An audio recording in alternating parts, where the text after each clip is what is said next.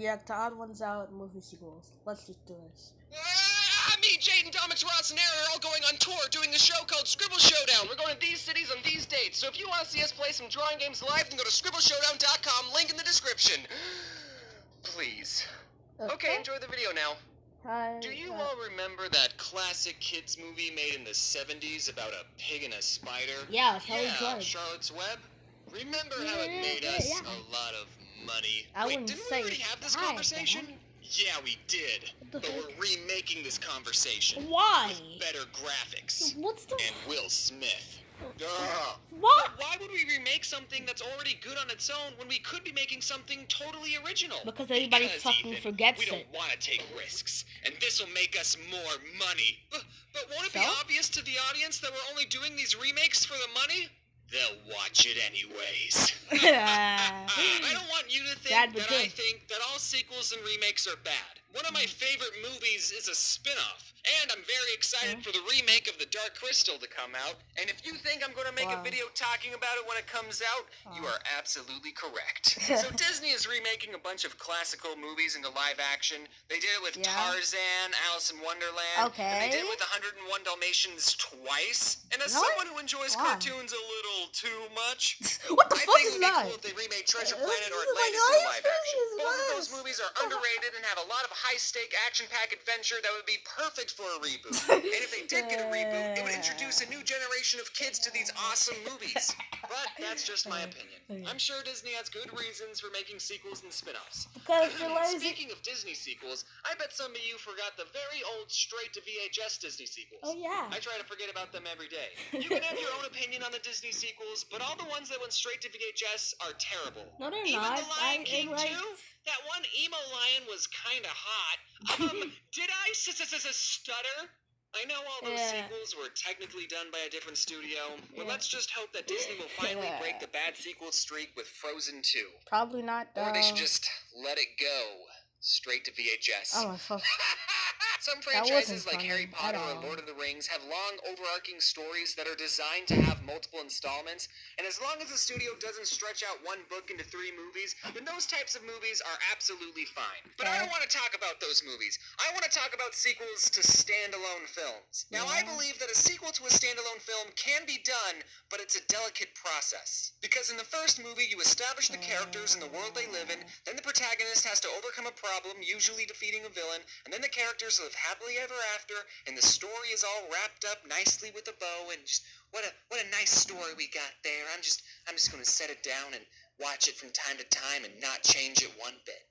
But then a sequel comes along and says, "Oh, you thought the characters lived happily ever after?" And then rips off the nice bow and says there's another more evil villain who wasn't mentioned in the first movie for some reason. If a sequel turns out bad, it can devalue the original movie. There's a reason we don't talk about Atlantis 2 or Pocahontas 2.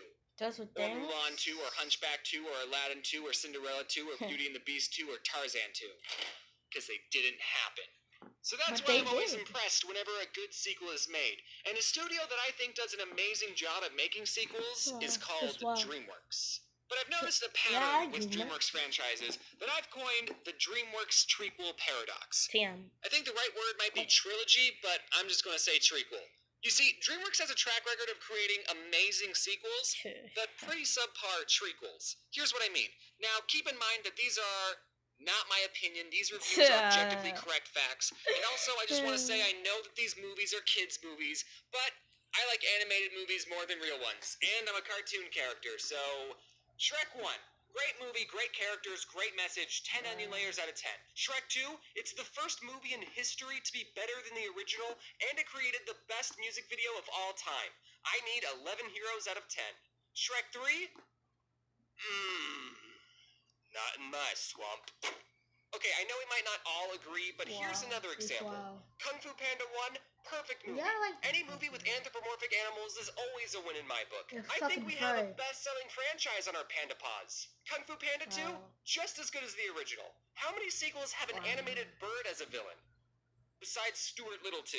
So far, we got 10s across the board, but then Kung Fu Panda 3 comes along and... I'm sorry, Jablinski, I just wasn't feeling this one. Which is why I was so worried for How to Train Your Dragon 3, and let's just say the DreamWorks trequel paradox didn't break its trend. However, there's one franchise that doesn't follow the DreamWorks trequel paradox, and it haunts my dreams. And that franchise is Madagascar. I remember loving this movie as a kid, and apparently I wasn't the only kid who enjoyed it because it made $193,595,521. So DreamWorks made 2 more of these movies and created the thing that haunts my dreams. Now, personally, I don't really care for these movies. They're fine. I haven't rewatched them at all, so 5 out of 10. But there's another movie in this franchise, a movie that shouldn't be as good as it is, and honestly, I'm a little embarrassed to admit that it might make the list of my top 5 favorite movies. I don't think enough people are talking about this movie, so I'm going to be the one who breaks the ice. That metaphor is relevant because we're talking about Penguins of Madagascar. Yes! Penguins of Madagascar is the best movie that features penguins ever. Better than Happy Feet and Happy Feet 2, and it's 1,000 times more realistic than March of the Penguins. There's a scene where the penguins fall off an airplane and go hopping from one airplane to another. It's so entertaining, and it's all done in one continuous camera shot. So I'm not talking with a hint of irony when I say that this scene is a cinematic masterpiece. I don't remember when I first watched Penguins of Madagascar. It came out when I was 18, so I'm probably not the target demographic. But I remember after watching it thinking, yeah, it's a good movie. I didn't think about that movie again until years later on Halloween night 2018. I was in a Discord call with some friends who were also spending their Halloween night behind a computer, and naturally we were discussing which Madagascar sequel was better. Some people actually liked the second one, which was surprising, and I said, well, no matter what you think of the sequels, at least we can all agree that Penguins of Madagascar is better than both of them, right? Yup. And everyone in the call was like, what are you talking about? And instead of watching a scary movie that Halloween night, we all virtually watched a movie about penguins together, and I think everyone liked it. Okay, let's talk about another studio, Pixar. Pixar movies do a good job at appealing to a wide audience. Kids like them because they're a cartoon, and adults like them because of their heavy themes like old people dying. Almost every movie Pixar has made has been a cinematic classic. Penguins of Madagascar, however, is not one of those emotionally inducing movies. It doesn't teach a thought-provoking life lesson. It's an hour and a half of penguins fighting an octopus, and I love it. Every morning when I watch Penguins of Madagascar, I feel like a kid again.